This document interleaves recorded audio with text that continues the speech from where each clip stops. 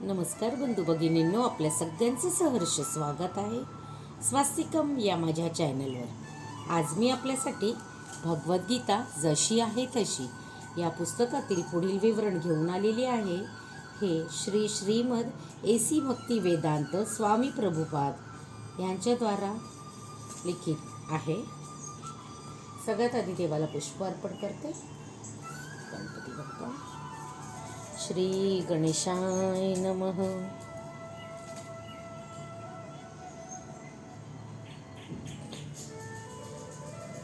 राधे कृष्ण राधे कृष्ण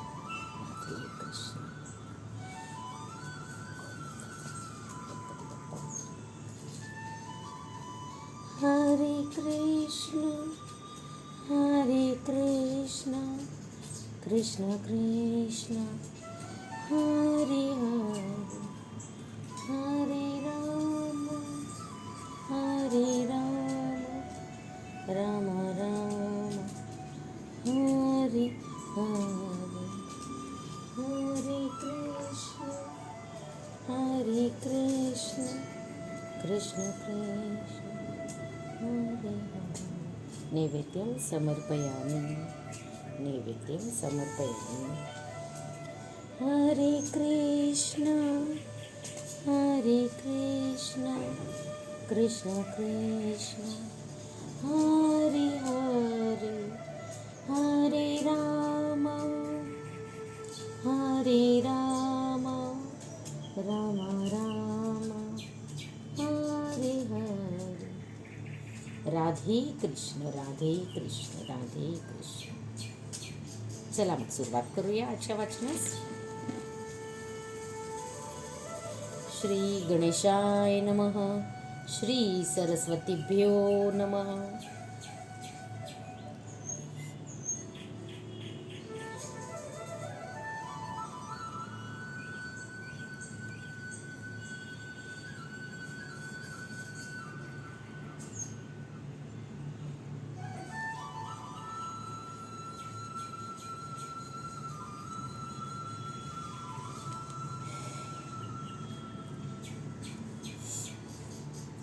वीत राग भय क्रोधा मन्मनया मामुपाश्रितः बहवो ज्ञान तपसा पुता मद्वाव मागतः।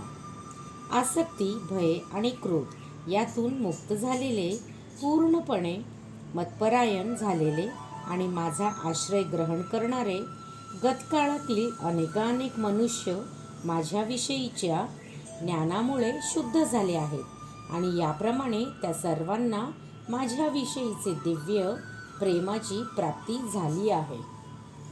तात्पर्य: पूर्वी वर्णन केल्याप्रमाणे जो मनुष्य अत्यंत विषयाग्रस्त झालेला आहे त्याला परमसत्याचे वैयक्तिक स्वरूप जाणणे अतिशय दुस्तर आहे। सामान्यतः जे लोक देहात्मबुद्धीमध्ये आसक्त आहेत ते इतके विषयासक्तीमध्ये मग्न असतात की त्यांना परमसत्य ही साकार असू शकते याचे ज्ञान होणे जवळजवळ अशक्य आहे। अशा जडवादी लोकांना सच्चिदानंद शरीराची कल्पनाही करता येणं अशक्य आहे। भौतिकदृष्ट्या शरीर हे विनाशी, पूर्णपणे अज्ञानमय आणि पूर्णपणे दुःखमय आहे। म्हणून सामान्यतः लोकांना जेव्हा परमसत्याचा साकार रूपाबद्दल सांगितले जाते तेव्हा त्यांच्या मनात हीच शारीरिक संकल्पना घर करून बसलेली असते। अशा भौतिकवादी मनुष्यांसाठी प्राकृत सृष्टीचे महाकाय विराट रूपच सर्वश्रेष्ठ असते। यामुळे ते लोक परमसत्याला निर्विशेष किंवा निराकार समजतात आणि ते अत्यंत विषयासक्त असल्यामुळे भौतिक जगतातून मुक्त झाल्यावर जीवाचे मूळ स्वरूप कायम राहते हा विचारच त्यांना भयावह वाटतो। जेव्हा त्यांना सांगितले जाते की आध्यात्मिक जीवन ही व्यक्तिगत आणि साकार आहे तेव्हा ते लोक पुन्हा शरीर धारण करण्याच्या कल्पनेने भयभीत होतात आणि यामुळे स्वाभाविकतच ते निर्विशेष शून्यामध्ये विलीन होणे पसंत करतात. सामान्यपणे असे लोक जीवाची तुलना समुद्रातील बुडबुड्यांशी करतात, कारण असे बुडबुडे पुन्हा समुद्रातच विलीन होतात. साकार व्यक्तिमत्वारहित प्राप्त होणारी ही आध्यात्मिक जीवनातील परिपूर्ण आणि परमोच्च स्थिती आहे, असे त्यांना वाटते. खरं तर आध्यात्मिक जीवनाचे परिपूर्ण ज्ञान नसणारी ही जीवनाची एक प्रकारची भयावह अवस्था आहे. या व्यतिरिक्त असे अनेक लोक आहेत जे आध्यात्मिक जीवन मुळीच जाणत नाहीत. अनेक प्रकारचे सिद्धांत आणि विविध प्रकारच्या तत्वज्ञानामधील विसंगतीमुळे गोंधळून गेलेले हे लोक निराश किंवा क्रोधित होतात आणि मूर्खपणाने निष्कर्ष काढतात की असे कोणतेही तत्व नाही की जे सर्व कारणांचे कारण आहे आणि सरतेशेवटी सर्व काही शून्यच आहे. असे लोक जीवनाच्या विकृत अवस्थेत असतात. काही लोक अत्यंत विषयासक्त असल्यामुळे आध्यात्मिक जीवनाकडे लक्ष देत नाहीत. काही लोकांना परमसत्यामध्ये विलीन होण्याची इच्छा असते, तर निराशेमुळे सर्व प्रकारच्या आध्यात्मिक ज्ञानाचा तिटकारा आलेले लोक कोणत्याही गोष्टीवर विश्वास ठेवत नाहीत. या शेवटच्या श्रेणीतील लोक कोणत्या तरी नशेच्या आहारी जातात आणि काही वेळा या लोकांच्या मतिविभ्रमाला आध्यात्मिक दृष्टी मानली जाते. आध्यात्मिक जीवनाकडे दुर्लक्ष, वैयक्तिक आध्यात्मिक स्वरूपाचे भय आणि जीवनातील असफलतेमुळे निर्माण होणारी शून्यवादी कल्पना या भौतिक जगाच्या तिन्ही प्रकारच्या आसक्तीमधून मनुष्याने मुक्त होणे अत्यावश्यक आहे. या जीवनाच्या भौतिक संकल्पनेच्या 3 स्तरामधून मुक्त होण्यासाठी मनुष्याने अधिकृत आध्यात्मिक गुरूचे मार्गदर्शनाखाली भगवंतांचा पूर्ण आश्रय घेतला पाहिजे आणि भक्तिमय जीवनाच्या नियम आणि विधिविधानाचे पालन केले पाहिजे. भक्तिमय जीवनाच्या अंतिम स्तराला भाव अथवा भगवंतांचे दिव्य प्रेम असे म्हटले जाते. भक्तिरसामृत सिंधूनुसार भक्तीने विज्ञान पुढील प्रमाणे आहे. आदौ श्रद्धा, ततः साधु संगोथ भजन क्रिया, तत्तोनर्थ निवृत्तिः स्यात्तो निष्ठा रुचिस्ततः, अथासक्तिस्ततो भावस्ततः प्रेमाभ्युदच्यते, साधकानामय प्रेम प्रादुर्भावे भवेत् कर्मः. प्रारंभी मनुष्याला आत्मसाक्षात्काराची इच्छा असणे आवश्यक आहे. यामुळे आध्यात्मिक दृष्टी उन्नत व्यक्तीच्या सत्संगामध्ये जाण्याचा प्रयत्न करण्याच्या अवस्थेपर्यंत तो येईल.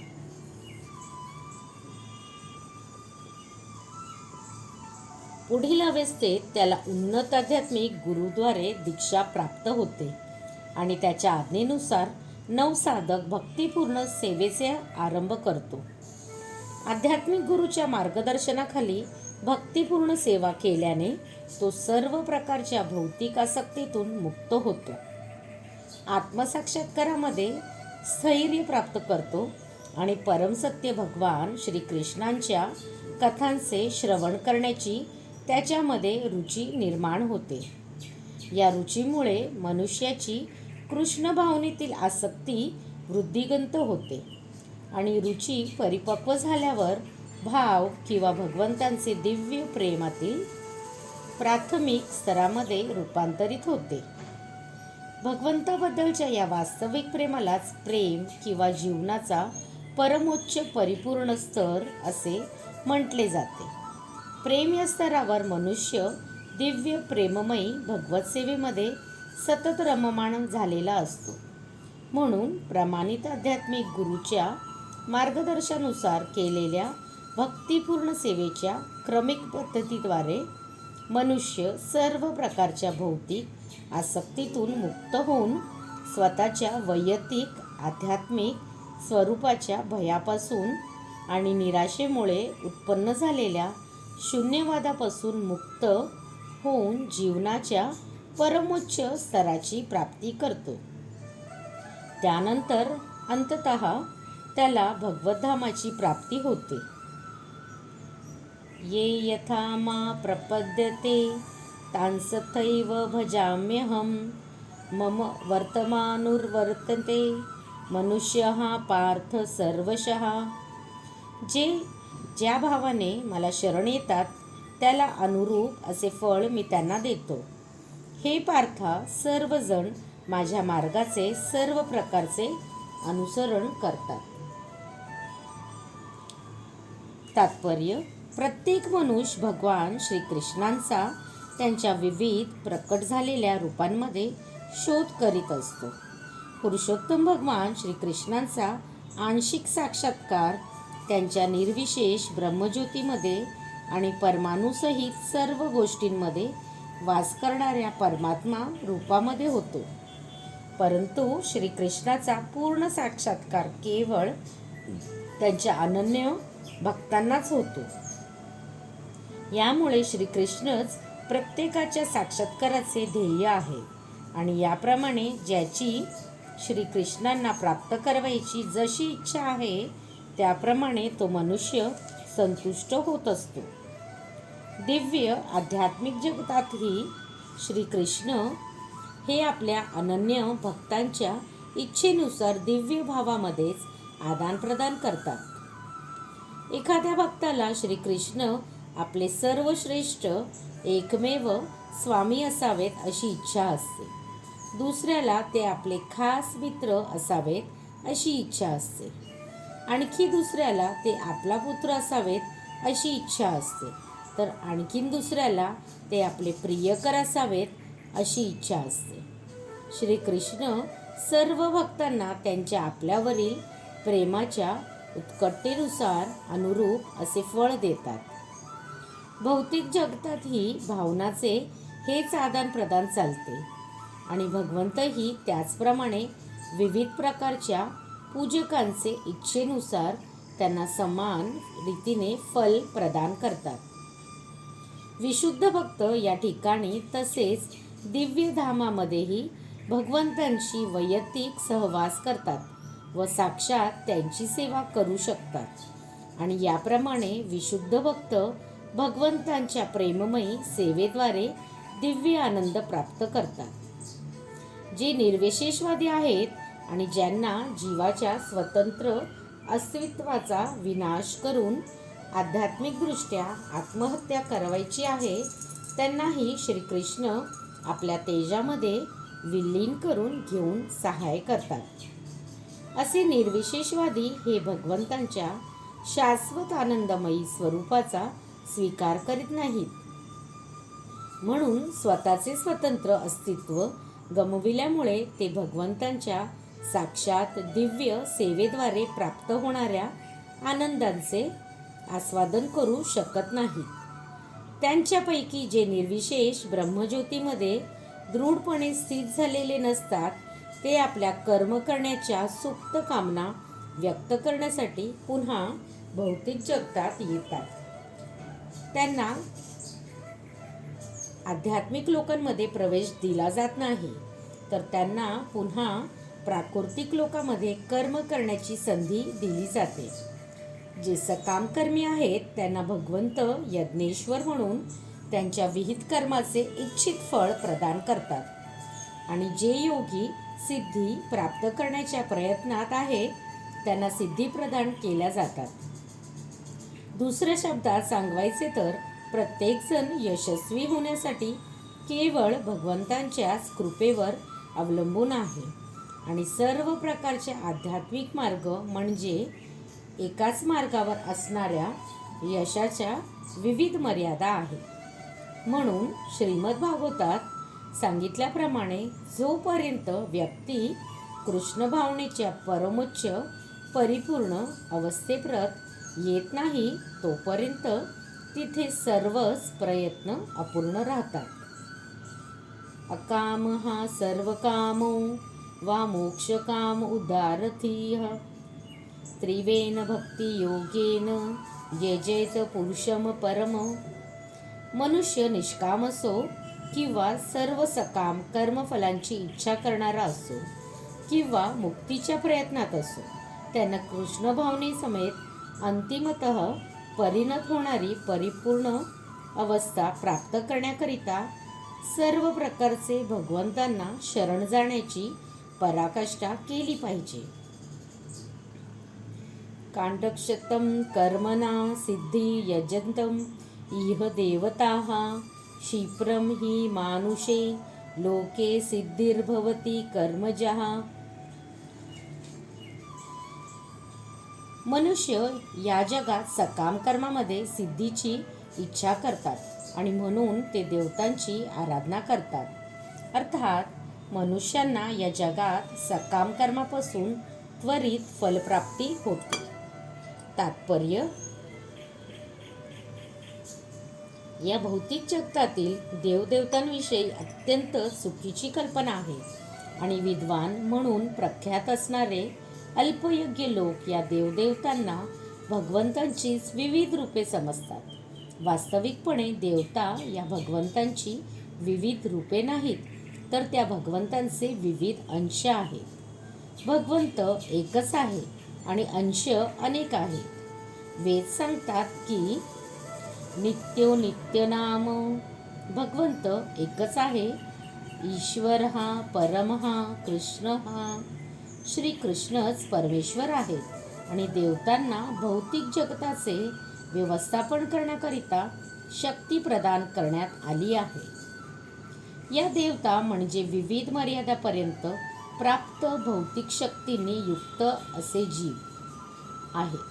देवता कधीही नारायण, श्री विष्णू किंवा श्रीकृष्ण यांच्या बरोबरीचे असूच शकत नाहीत.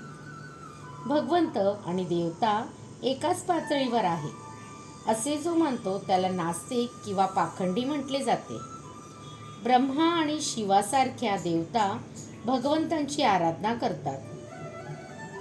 तरीही आश्चर्याची गोष्ट आहे की परमेश्वर म्हणजे सामान्य मनुष्य आहे किंवा परमेश्वर पशुरूपधारी आहे.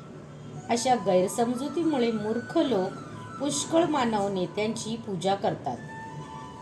इह देवता हा शब्द भौतिक जगतातील शक्तिशाली मनुष्य किंवा देवता यांना दर्शवितो, पण भगवान नारायण, भगवान श्रीकृष्ण किंवा भगवान श्री विष्णू हे या भौतिक जगातील नाहीत. भगवंत हे भौतिक सृष्टीच्या पलीकडे अर्थात दिव्य आहेत. निर्विशेषवादी लोकांच्या अग्रणी श्रीपाद शंकराचार्य ही सांगतात की नारायण किंवा श्रीकृष्ण हे भौतिक सृष्टीच्या अतीत आहेत. तरीही मूर्ख लोक देवतांची आराधना करतात कारण त्यांना त्वरित फलप्राप्ती करायची असते. त्यांना फलप्राप्ती होते, पण ते जाणत नाहीत की अशी फलप्राप्ती ही क्षणिक असते आणि ती अल्पबुद्धी लोकांसाठी असते. बुद्धिमान मनुष्य कृष्ण भावनेमध्ये असतो आणि त्वरित पण क्षणभंगुर फलासाठी त्याला निम्न देवदेवतांची आराधना करण्याची मुळीच आवश्यकता नसते. या भौतिक जगतातील देवदेवता तसेच त्यांचे आराधक यांचा भौतिक जगाची विनाशाबरोबर विनाश होईल. देवदेवतांनी दिलेले वर हे भौतिक आणि तात्पुरते असतात. भौतिक जगत आणि देवदेवता व त्यांचे आराधक असणारे निवासी हे ब्रह्मांडरूपी महासागरातील बुडबुडे आहेत. तरी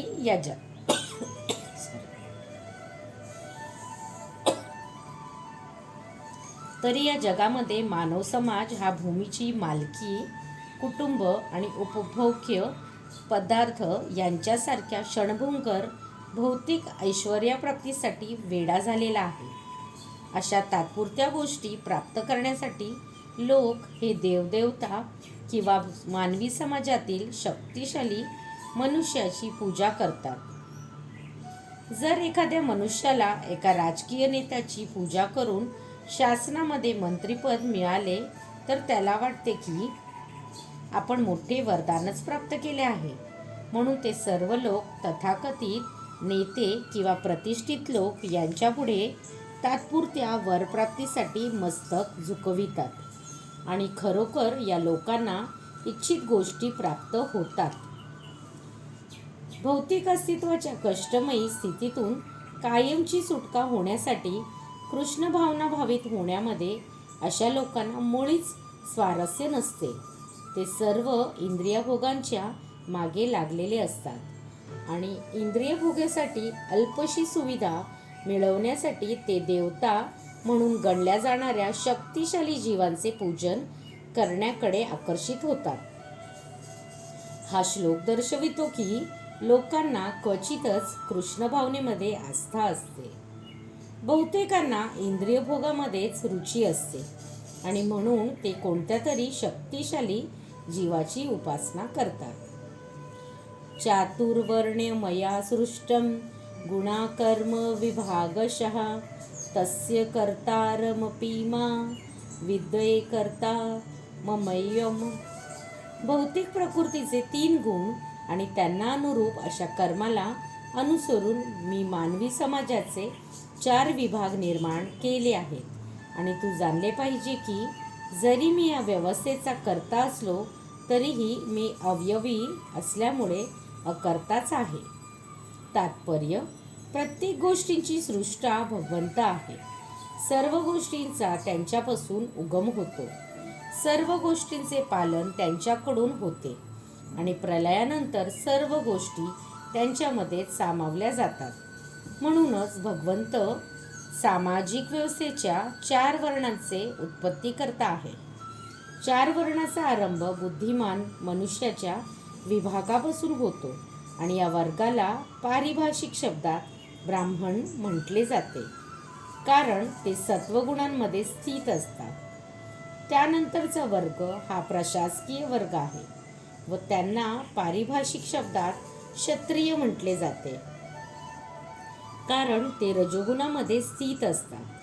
व्यापारी लोक ज्यांना वैश्य म्हटले जाते ते रजोगुण आणि तमोगुण यांच्या मिश्रणामध्ये स्थित असतात आणि शूद्र किंवा कामगार वर्ग हा तमोगुणामध्ये स्थित असतो. भगवान श्रीकृष्णांनी जरी समाजव्यवस्थेच्या 4 वर्णांची निर्मिती केली तरी ते यापैकी कोणत्याही वर्णामध्ये येत नाही, कारण बद्ध जीवांच्या एका वर्गाने बनलेल्या मानव समाजातील बद्ध जीवाप्रमाणे भगवान श्रीकृष्ण नाही.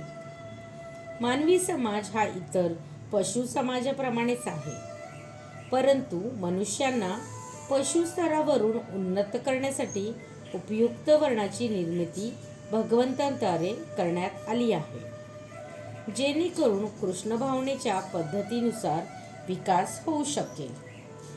एखाद्या विशिष्ट मनुष्याची कर्म करण्याची प्रवृत्ती ही त्याने प्राप्त केलेल्या गुणानुसार ठरवली जाते. भौतिक प्रकृतीच्या विविध गुणांनी अनुसरून असणाऱ्या अशा जीवनाचे लक्षणाचे वर्णन या ग्रंथाच्या 18व्या अध्यायामध्ये करण्यात आले आहे. कृष्ण भावना भावित मनुष्य हा ब्राह्मणाहून श्रेष्ठ असतो. जरी गुणांनी ब्राह्मण असला, व्यक्तीला ब्रह्म किंवा परम सत्याबद्दल ज्ञान असणे आवश्यक आहे. तरी त्यांच्यापैकी बरेच जण भगवान श्रीकृष्णाच्या केवळ निर्विशेष ब्रह्मज्योतीचाच आश्रय घेतात. पण जो ब्राह्मणाच्या मर्यादित ज्ञानापलीकडे जातो आणि पुरुषोत्तम भगवान श्रीकृष्णाचे ज्ञान प्राप्त करतो, तो कृष्ण भावना भावित मनुष्य किंवा दुसऱ्या शब्दात सांगायचे तर वैष्णव बनतो. कृष्ण भावनेमध्ये श्रीकृष्णाची सर्व विविध विस्तारित रूपे, उदाहरण राम, नरसिंह, वराह इत्यादी यांचे ज्ञान समाविष्ट असते. ज्याप्रमाणे श्रीकृष्ण हे मानवी समाजाच्या या 4 वर्णांच्या पलीकडे आहेत, त्याचप्रमाणे कृष्णभावित मनुष्यही मानवी समाजाच्या सर्व विभागांच्या अतीत असतो. मग ते विभाग जाती, जमाती, राष्ट्र किंवा योनीचे असो. श्रीकृष्ण पर्णमस्तु. शुभम भवतु. शुभम भवतु. राधे कृष्ण.